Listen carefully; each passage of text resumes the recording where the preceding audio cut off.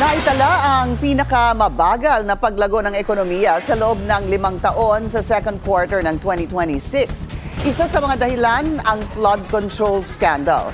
Narito ang agenda report ni Che Sulit. Lalong humina ang ekonomiya ng Pilipinas para sa unang bahagi ng 2026. Batay sa datos ng Philippine Statistics Authority, bumagal sa 2.3% ang Gross Domestic Product o GDP growth noong second quarter ng taon mula sa 2.8% noong quarter 1.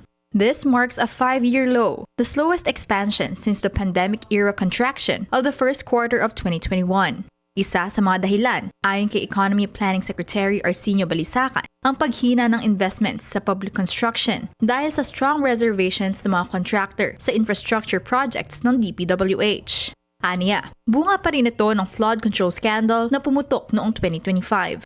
Growth could have been easily at least 1 percentage point higher if not for if only we could we made public construction or we achieve constant growth, zero growth, even for zero growth for public construction. So it does contribute a lot.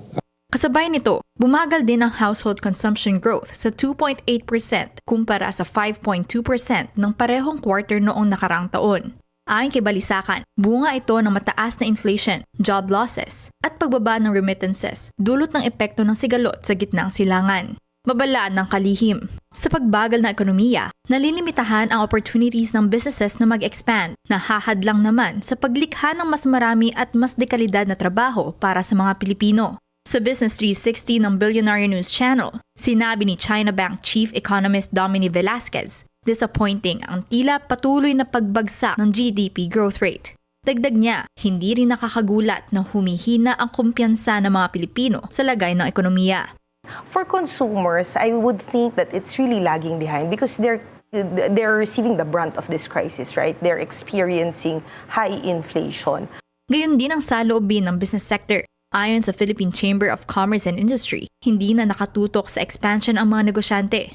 Sa halip, naka-survival mode na lamang sila. Demand is not growing. As you can see, GDP has slowed down, and then cost pressures are continuous on the part of our electricity and fuel, and we have not felt the relief announced yet. So they're very difficult times for our small and medium enterprises, especially. Optimistic si Secretary Balisacan na makakabangon ang ekonomiya sa ikalawang bahagi ng taon dahil aarangkada na ang public infrastructure spending. Aniya, para makamit ang 3.5 to 4.5% growth target, dapat umabot sa 4.4% ang average economic growth rate para sa susunod na 2 quarters. Para sa agenda, Che Sulit, Billionaire News Channel. Mag-follow sa aming mga social media accounts at mag-subscribe sa aming YouTube channel para sa pinakahuli at eksklusibong mga balita.